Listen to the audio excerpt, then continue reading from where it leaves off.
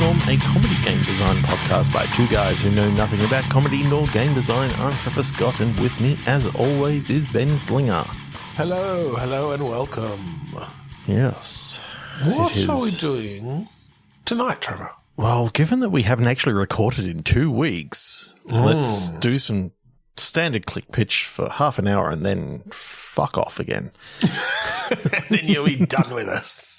Yeah, that's right. Well, for those who might be joining us for the first time, just quickly, Click Pitch is a game where we each have a random word generator in front of us, and on the count of 3, 2, 1, click. We're each going to get a word, throw them at each other, make a game design, riff on it for a bit, and then we'll see where it goes. Yeah. We'll do it for about half an hour. Yeah, about half an hour, maybe a little bit longer, maybe a little bit less. Yeah. Depends how much mileage we get out of it. That's right. So let's do it. 3, 2, 1, click.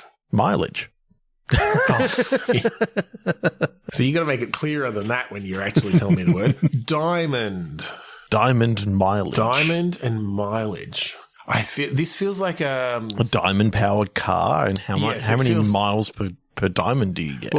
Well, I think it's more that you something fueled by diamonds. Something fueled by diamond, where diamonds are maybe that's the top. They're so fuel. abundant that it's like, you know, no one gives a fuck. Carbon, yeah. I guess we could do that. I was more thinking that's like once you're building up to diamond. Once you got a diamond to power your vehicle, it like runs forever. Yeah, it's just carbon. It's carbon powered vehicles. Okay, cool. So yeah, but that's it. The diamonds are like super dense, so you get more mileage out of them. Yeah, love it. Love it. This is some sort of like mining automation sort of game, maybe, or maybe not automation, but at least like going place to place and mining, like powering your vehicle is a big part of it, right? Yeah. Now, maybe almost a bit of maybe bringing in a bit of like a raft or something like that, where you're building out your vehicle, but as you go, you're traveling between different mines and that sort of stuff. As you travel, you're having to stop off at these mines and find the resources to keep it powered, and also to obviously build more parts onto it. Ooh, and to escape the sunlight. Okay. I mean, we've done one of those before, but yeah. Yeah, but I think in this case, it's like UV is so incredibly dangerous that you can only travel at night. Right, okay. So you're looking for like the mines are quite often dug out in hills and all this sort of stuff, because the idea is that you're getting away from the UV. And you're also, you know, trying to refuel at the same time. So it serves two purposes. Yeah. Well, I think I like the idea of there being a time, like a day-night cycle sort of thing, for sure. I think, initially every night you have to find a pre-existing mine. And, you know, people have been ravaging this landscape for however long. Like, there's plenty of them around. But yeah, you have to plan out your route and make sure you're going to get there on time, make sure you're going to have fuel to get to the next one. I think, though, then as you build, you start being able to produce like drill vehicles and different things where you can start building your own mines. And if you get there soon enough, you can put them to work and they'll, you know, tunnel it out for you. Yeah, and you can maybe get some new technology for your car, in which you can black out all the windows and only have like a small little section that you can see out of, so that maybe you can drive a little bit during the daylight hours and that sort of stuff. Yeah, like if you're pushing it to get to the next place, you can drive like before dawn. Then you can drive a bit in those early hours, and then still make it without too much damage to yourself. Yeah, that's cool. I was initially thinking, mostly based on bringing raft into it, that it was a big vehicle that you're adding pieces onto. Yeah. But I wonder, should it be more like a convoy that you're adding vehicles to then, whether automated or not, or bringing in other people? Yeah, I do like that.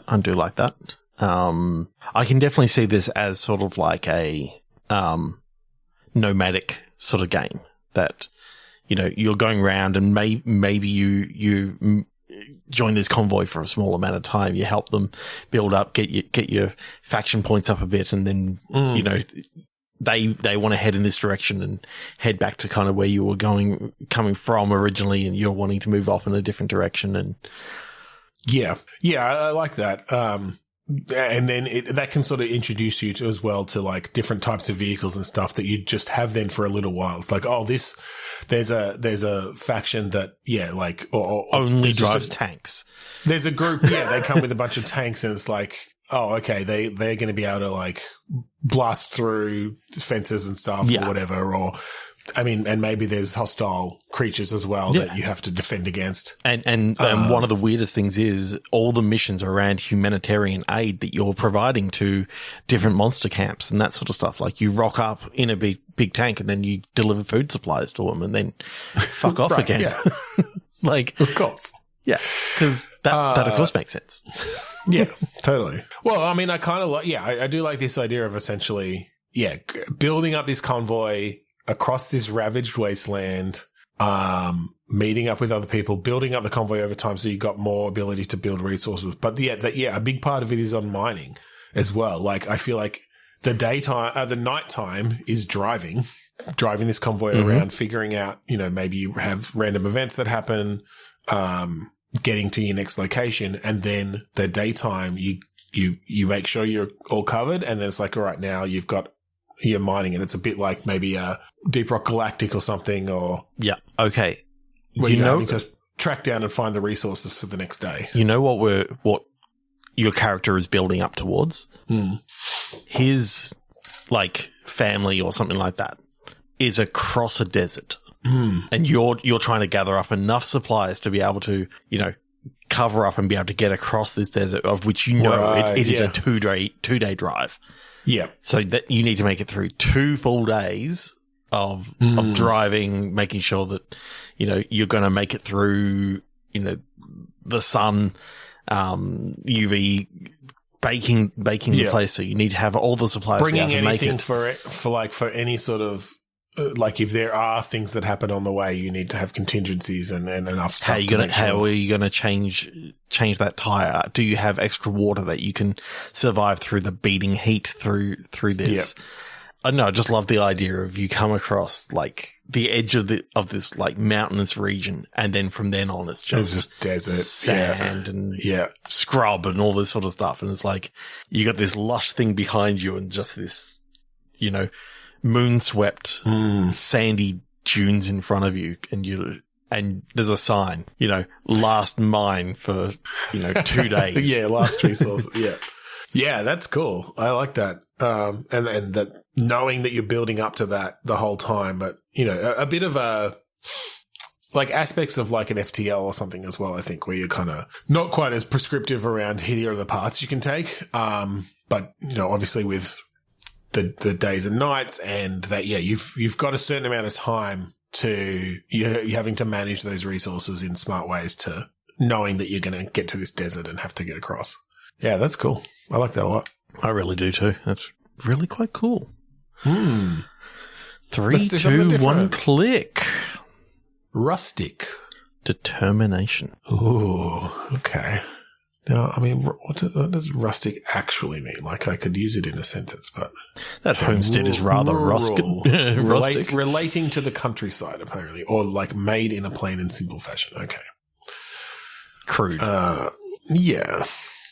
I'm getting Little House on the Prairie vibes. Yeah. I mean, that's it. Like, living off the land.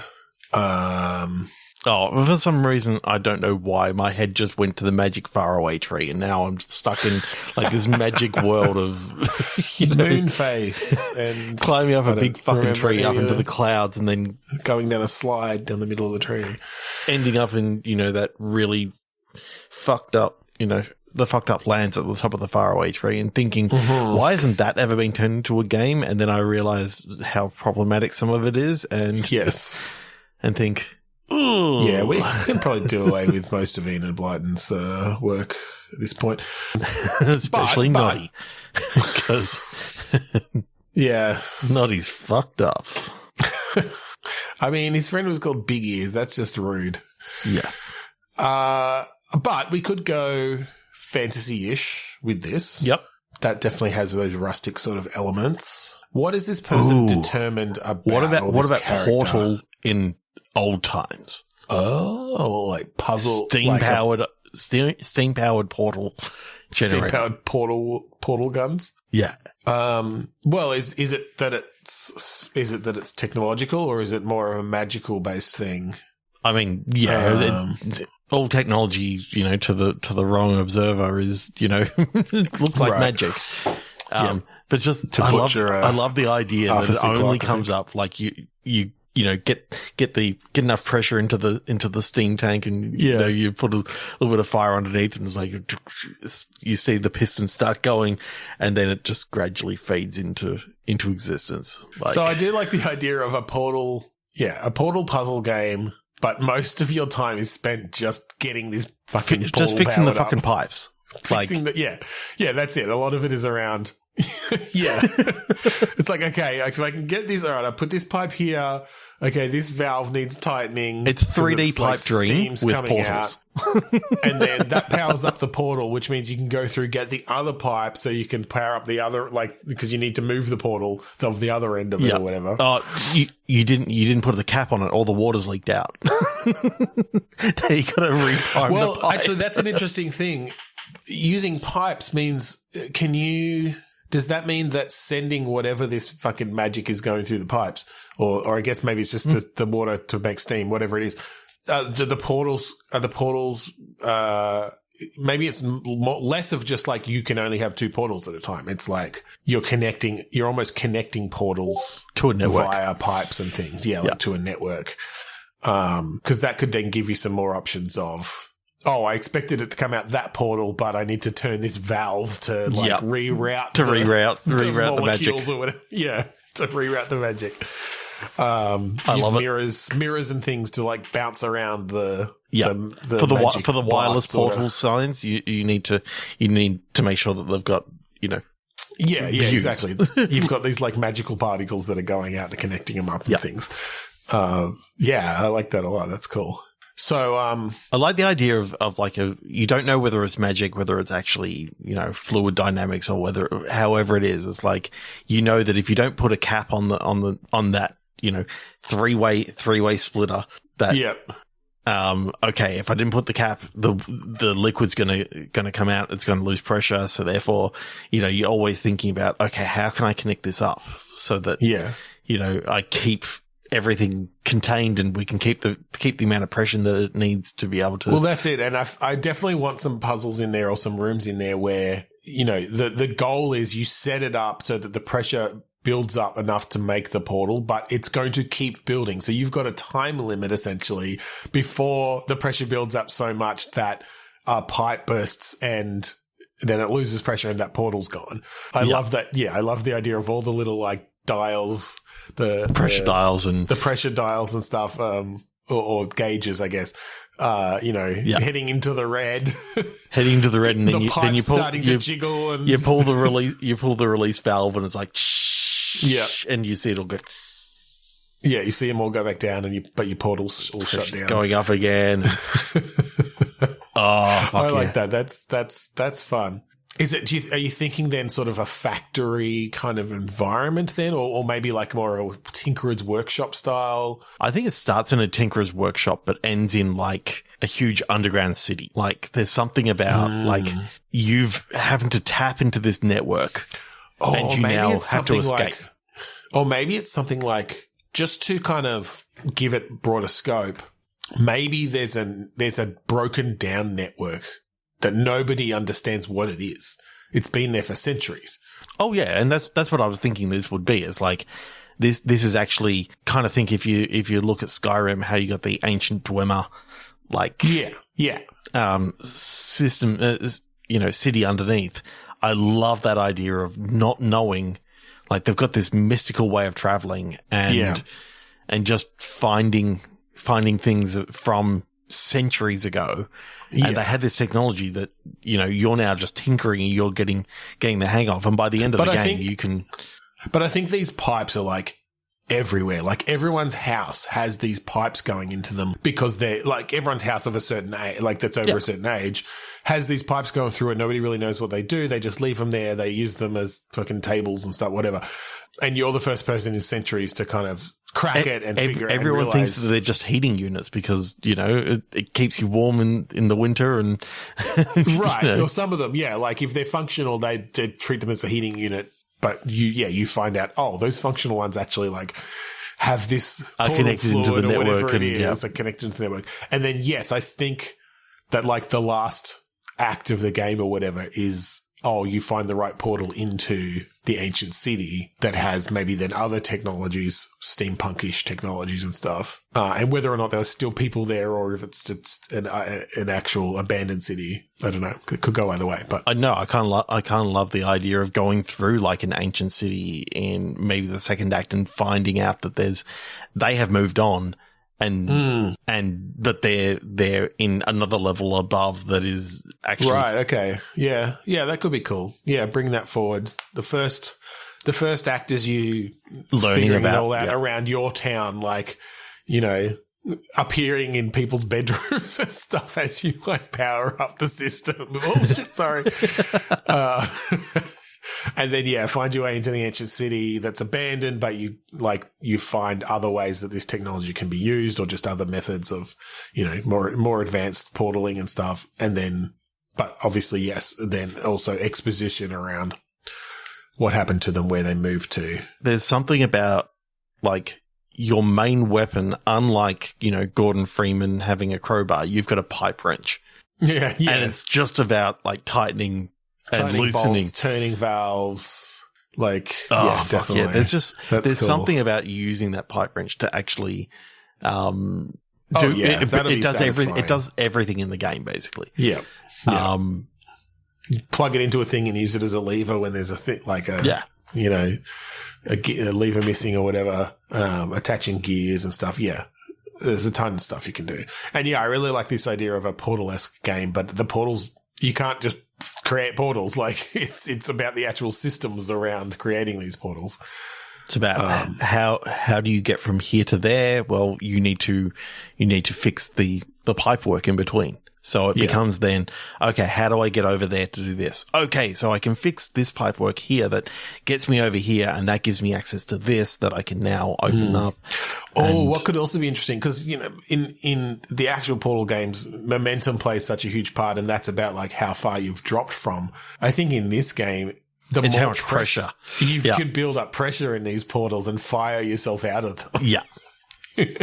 Yeah, and it's all about that. It's like if you don't get it up enough, it's like molasses. You can't get through it fast. Yeah. But if you go through one that's high pressure, it's like you take a step in and it drags you into it and fires you out the other end. You get launched out like a rocket sort of thing.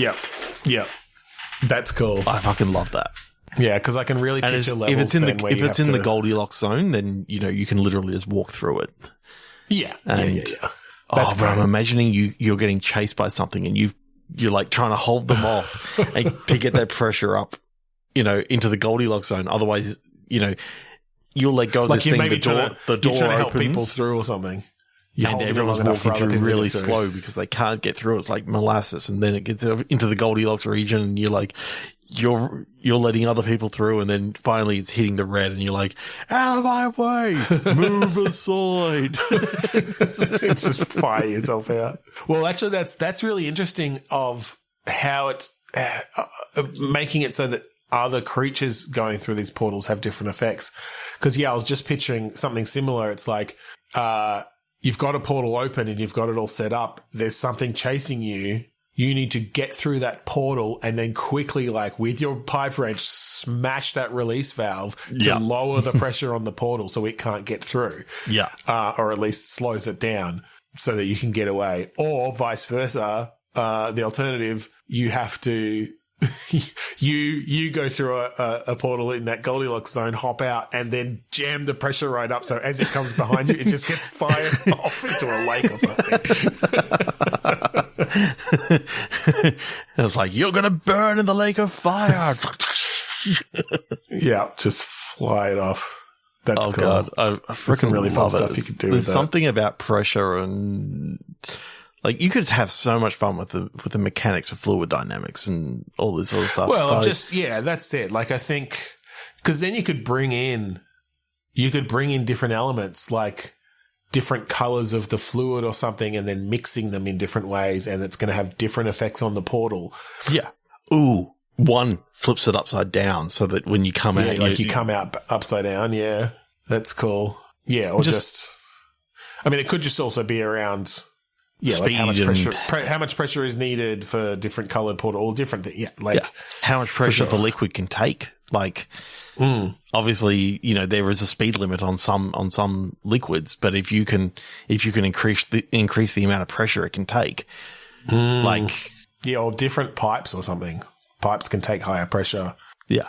And then, like the final puzzle in the game is about building the pressure up so high that it launches something into escape velocity or something. Well, I think part of the final thing is you're going to hit such high pressure in this stuff and take this final enemy out that you totally destroy the pipe network for forever. The whole network. It's just a cascading failure. It's a cascading failure, but then, as a little, teaser for the next thing, you see like a portal starting to come to life without actually having any pipe connection in. And it's orange. Although what I was thinking with that cascading failure as well, I like the idea of, and maybe if you're in the whatever the final level and it's their new base, their new home.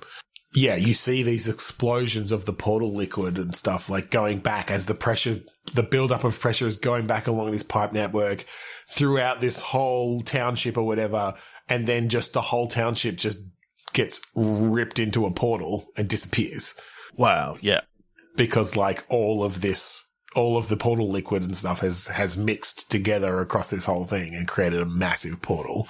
Then the next game can be like saving that civilization or something. Yeah, but without letting the evil that you trapped in the last one out. Yeah, I kind of love the idea of you've trapped that guy within two portals that are being pushed together.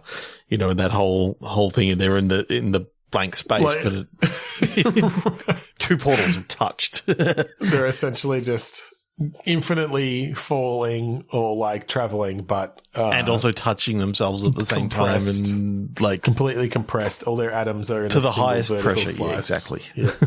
Yeah. All right, 3, 2, 1, click. Oh, I love it! I love it! I love it! I love it! That's cool. Semicircle. Shame you didn't say square, because I've got hip. Because it's hip to be square. It's hip to be semicircle. When you started going, I'm like, but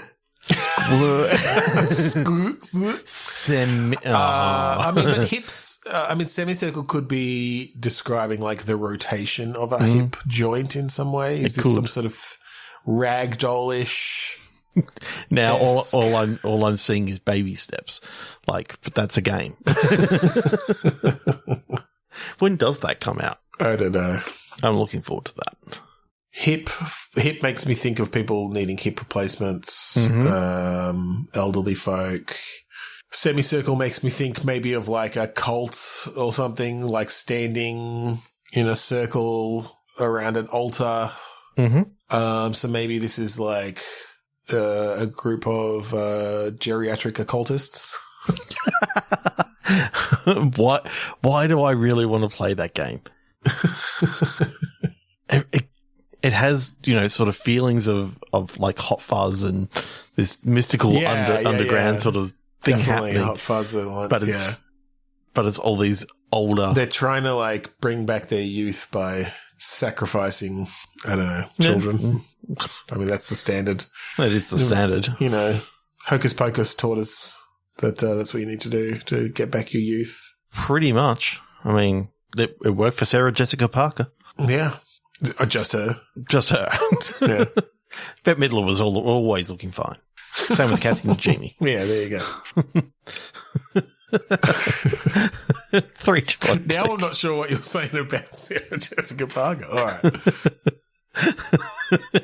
I had to pick the first person I could think of from the film. And I thought about Kathy Najimy first. That would have been that. But yeah. I think Sarah Jessica Parker is more recognizable from it. The fact that I remembered all three of them is pretty good, though. I'm happy with that. Well done. I watched them both. I watched them both recently over Halloween with the kids. So you've been going on a bit of a horror. Yeah, well, I mean that one was more feel recently. So the kids, but all right, 3, 2, 1, click. Twisting. What was it? Twisting. Oh, twisting. Fracture. What did you think I said? I couldn't hear. I thought you said like just whisting, and I'm like, no.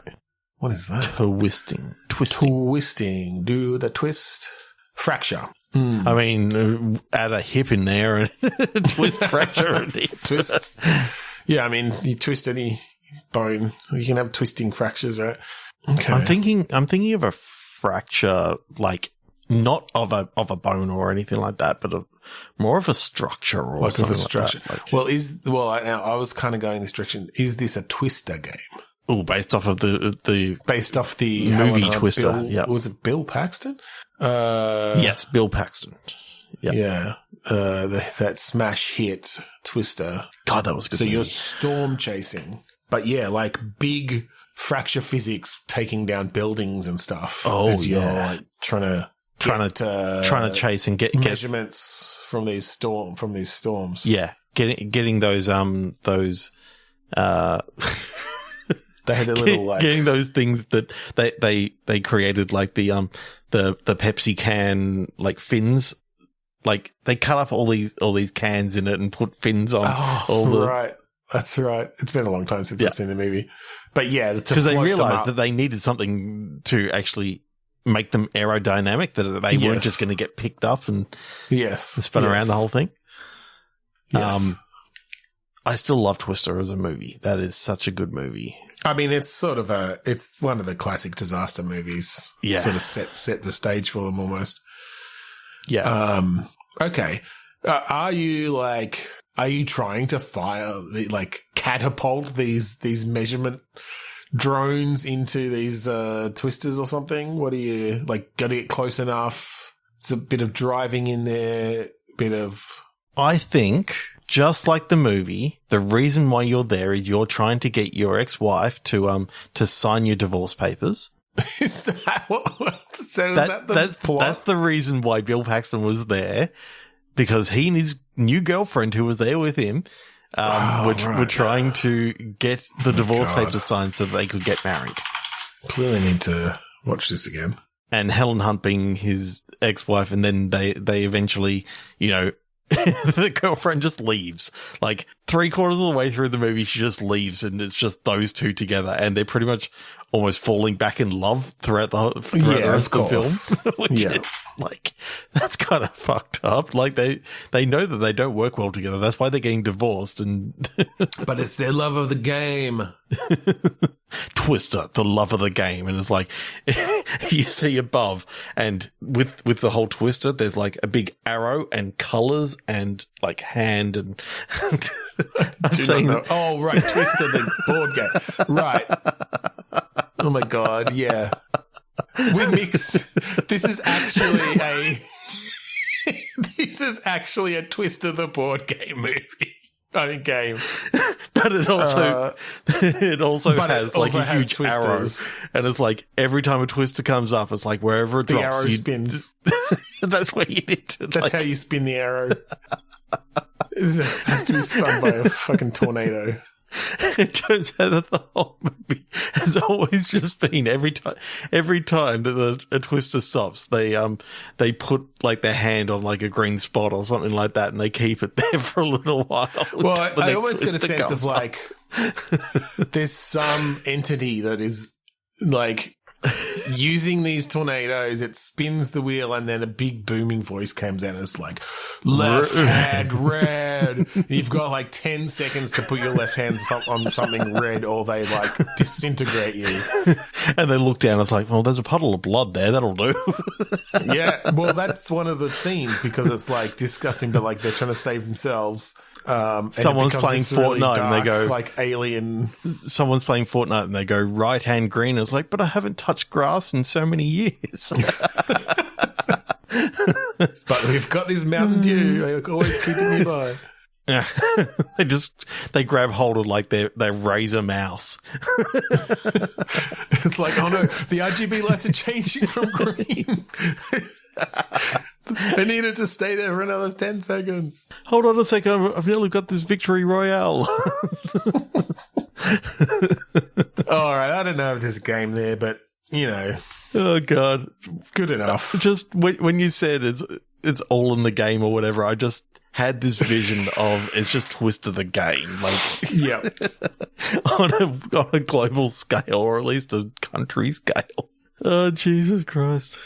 Either that or like a huge, you know, red spot comes down on a city, and then you just hear right hand red and a giant hand crushes everything. A la the end of Cabin in the Woods. That huge hand coming down.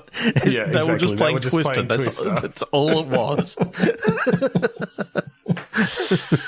Oh boy, that was the end of Cabin in the Woods. It was just they were just trying to play Twister, and they crushed God's game. These gods playing Twister. Yeah. All right. I think that's about it. I think that's it for tonight. I think that's an interesting one to end on, but yeah. You know, we said we'd riff on it. Didn't say it'd be good. If you want to find all our previous episodes online, go to podchaser.com/bitstorm. Check them out. Leave us a review and say hi. Yeah. If you like the song that we play at the start and end of each episode, that song is called Mount Defiance off of the album Containment Failure, and it can be found on kuradust.bandcamp.com, but for how long, we don't know. We don't know. That's right. So thank you again for joining us this week on Bitstorm. I'm Ben Slinger. I'm Trevor Scott. Right foot blue. No!